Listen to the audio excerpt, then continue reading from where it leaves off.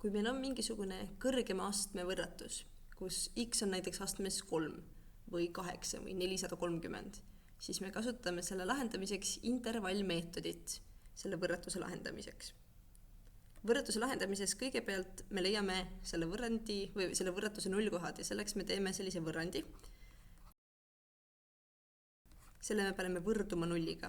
Ja siis mõtleme, mis peab olema x asemel, et terve see tehe siis tuleks 0 kokku. Ja siin see on sama, mis tavalise võrratuse või tavalise võrrandi lahendamine. Ehk siis siin on 1, sellepärast et 1 miinus 1 on 0, siis siin järgmine on miinus 2, sellepärast et miinus 2 pluss 2 on 0 ja viimane 0 koht, siis kolmas 0 koht on 5, sellepärast et 5 miinus 1 on 0. Olles leidnud 0 kohad, teeme joonise. Ja nüüd märgime need 0 kohad siia joonise peale. Siis kõigepealt meil siin pool on kuskil miinus 2, kuskil siin on miinus 1 ja siis kuskil siin on 5. Nüüd olles selle ära teinud, me teeme abijoone. Abijoon on siis selline joon, mis liigub läbi nende punktide ja siis näitab meile, millised erinevad piirkonnad siin on, et kus me saame enda vastuse. Ja selleks, et abijoont joonistada, me peame kõigepealt tuvastama, kas kõige kõrgemas astmes olev tundmatu on positiivne või negatiivne. Ehk siis siin, kuidas me seda teeme, on see, et me mõtleme kõigepealt, vaatame neid x-e, neid tundmatuid siin ja vaatame, et kui me kõik need x-id kokku korrutaksime, kas meil tuleb positiivne või negatiivne arv. Või positiivne või negatiivne x-i kordaja siis. Ehk siis x korrutada x, siin puuduvad mingid miinused nende ees, ei ole miinust kordajas. Tuleks on ju mingi x astmes 3, see on positiivne, sest tal ei ole miinusmärki ees. Nüüd olukorras, kus see kõige kõrgema astme tundmatu kordaja on positiivne, ehk siis kui ta on positiivne, siis me alustame abijoont ülevalt poolt seda joont. Kui ta on negatiivne, siis altpoolt. Ja alati me alustame seda joont paremalt poolt. Kuna ta praegu meil on positiivne, siis ma tõmban selle abijoone alustades ülevalt. Ja ma liigun selle abijoonega läbi kõigist nendest punktidest. Ma peaks ilusti siit läbi minema, mul praegu on arvutini, et mul on natuke keeruline seda joonistada, aga paberi peal sa peaksid joonistama selle abijoone niimoodi, et ta läheks ilusti läbi nende punktide. Ma praegu teen siia ka jooned külge, et oleks näha, mis pidi see joon hakkas minema lihtsalt selguse mõttes. Reaalsusest neid nooli tegema ei pea. Nüüd, olles teinud abijoone, siis järgmisena me vaatame, kas vasakpool on suurem nullist või vasakpool on väiksem nullist, siis võrratuse normaalkujus.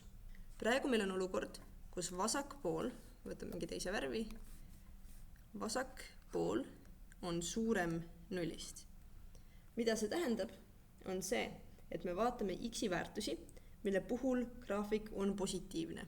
Ehk siis see abijoon on üleval pool x-telge. Ehk siis sellisel juhul me vaatame, kui graafik, tähendab, ütleme, ma kirjutan niimoodi, vaatame graafikut,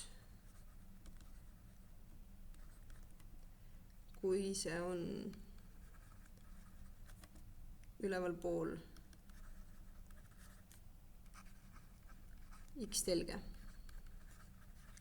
Ja siis vastasel juhul, kui meil on parem pool, õigemini ütleme, et vasak pool on väiksem nullist, siis me teeme vastupidi, ehk siis allpool x-telge. Aga nüüd siin olukorras, kas meil see on vasak pool on suurem nullist või parem pool on suurem nullist. Vaatame seda märki, näeme vasak pool on suurem nullist. Ehk siis me peame nüüd siit võtma piirkonnad, kus tõesti see graafiku joon on üleval pool x-telge. Ehk siis see piirkond.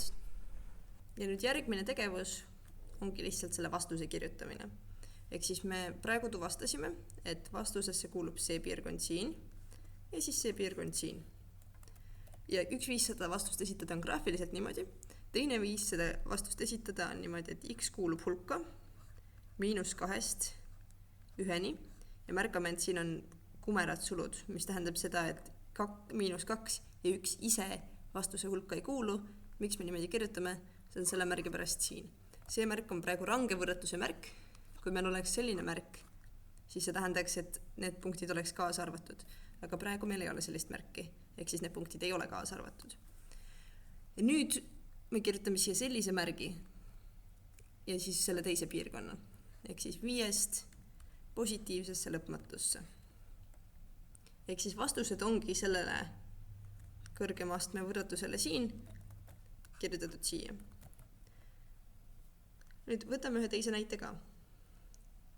Et kui meil, teen tegelikult siia poole, et kui meil on näiteks selline võrratus, kus meil on nüüd me näeme, et siin on astmed ja seda me peame nüüd arvesse võtma. Kuidas me seda arvesse võtame? Kõigepealt me määrame 0 kohad, ehk siis kõik see siin paneme võrduma 0-ga ja leiame nüüd 0 kohad. Mis me näeme, on see, et kui meil on x astmes 4, siis selle 0 koht, või et see kõik siin oleks 0, see peab olema ise ka 0.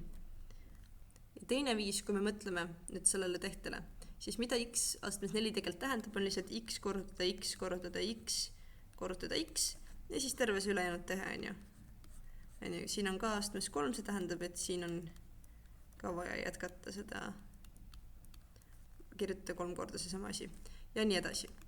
Ehk siis mis see tähendab, on tegelikult see, et kõik need x-id, me saame kõikide nende x-ide kohta leida eraldi 0 koha. Ehk siis me võime kirjutada, et teine 0 koht on ka 0, 3. 0 koht on ka 0, 4. 0 koht on ka 0. Siis võttes arvesse nüüd need kõik siin käivad siis nende kohta. Aga see on hästi tülikas, on ja niimoodi on väga tüütu teha, siis mis mina praegu teen on see, et ma panen siia ka astendaja. Ehk siis minu jaoks see tähendab seda, et esimene 0 koht, mida on 4 tükki, on 0. Siis teine 0 koht, ehk siis nüüd selle kohta siin, on -1. -1. Ja seda on 3 tükki. Ja siis ülejäänud on siis 3. 0 koht on 2, 4. 0 koht on -2 ja 5. 0 koht on 1. Ehk siis 0 kohad on leitud, nüüd joonistame selle abijoone. Ja nüüd, kui me neid 0 kohti abijoonele märgime, siis me ei hakka nagu 4 korda tegema seda kohta 0 kirjutama, me kirjutame selle 1 korra. Aga me peame alati meeles, et meil tegelikult on 4 0 kohta, mis on 0-ga võrdsed. Siis hakkame panema, siin ütleme, et on teise värviga, siin ütleme, et on -2, siis siin kuskil on -1, siis tuleb 0, siis tuleb meil 1 ja siis tuleb kuskil siin 2.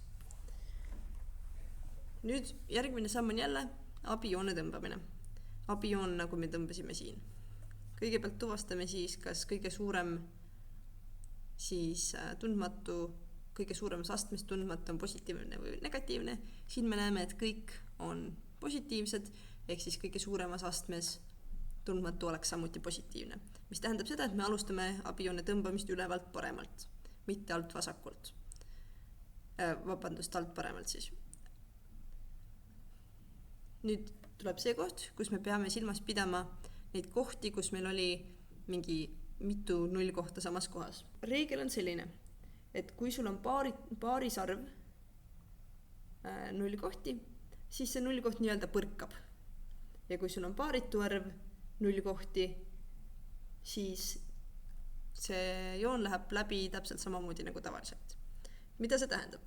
Kõigepealt liigume siis läbi esimesest. See ei ole seda 0 kohta meil ei ole mitu tükki. Siis jõuame 1-ni. Ühte meil samuti ei ole mitu tükki, nii et me liigume läbi nagu tavaliselt. Nüüd me jõuame 0-ni.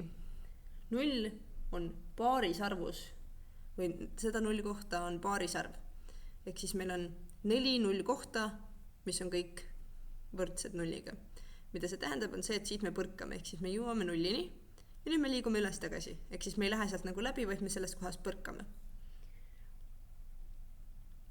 Nüüd me jõuame -1-ni ja -1 puhul siin me näeme, et on paaritu arv neid -1-le vastavaid nullkohti. Ehk siis sellest me liigume täpselt samamoodi läbi nagu tavaliselt, jõuame -2-ni, täpselt sama teema. Praegu joonistan siia nooled ka, et oleks näha, mis pidi see joon liikus, et oleks natuke selgem. Tegelikult neid ei joonistata. Nüüd oleme jõudnud siit selle joone ära teha. Ainus erinevus ongi see, et kui sul on paaris arv neid mingisuguseid nullikohti, siis sealt ta põrkab. Ehk siis ta ei lähe läbi, ta läheb nagu siia ja siis ta läheb edasi. Nüüd tuleb see hetk, kus me vaatame, kas meil on vasakpool suurem nullist või väiksem nullist. Mäletame seda, et kui vasakpool on suurem nullist, siis me vaatame graafiku seda nii-öelda positiivset osa, seda poolt, mis on üleval x-telje. Ehk siis meil on 2 sellist piirkonda, õigemini 4 sellist piirkonda. Kõigepealt meil on see piirkond, siis meil on see piirkond ja siis see piirkond. Ehk siis kui me nüüd vastuse kirjutame, siis me saame kirjutada x kuulub hulka miinus lõpmatusest -2-ni, siis -1-st 0-ni. Nüüd oluline on see, et see 0, see punkt siin ise ei ole kaasa arvatud vastusesse. Ehk siis x on -1-st 0-ni, aga mitte 0 ise. Ehk siis ta võib olla näiteks -0,000001, aga ta ei ole ise 0. Nii, siis, mul saab ruumatuse juba. Siis 0-st 1-ni ja siis 0-st 1-ni ja siis 2-st positiivsesse lõpmatusse. Ehk siis see on samaväärne vastus, kui on nagu see graafik siin. Ehk siis selle võrratuse vastus on siin all.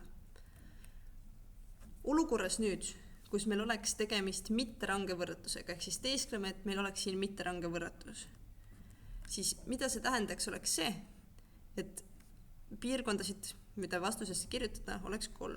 Ehk siis oleks see piirkond, siis see piirkond oleks kõik loetud üheks piirkonnaks, sellepärast et see 0 ise võib ka kuuluda vastuste hulka, ja siis see piirkond oleks järgmine. Ja oluline on see ka, et need punktid, kus see põrkamine või läbiminemine toimub, oleks ise ka vastusesse kaasatud. Ehk siis kui me kirjutaksime mitterange võrratuse puhul siin selle vastuse, siis see vastus läheks hoopis niimoodi, et meil on miinus lõpmatusest -2-ni kandiline sulg, siis -1-st 1-ni ja peale seda 2-st positiivsesse lõpmatusse. Ehk siis olukorras, kus meil on mitterange võrratus, me kaasame ka need punktid, mis jäävad sinna 0 kohtadesse. Et see on viis, kuidas mina kasutan intervallmeetodit kõrgema astme võrratuste lahendamiseks.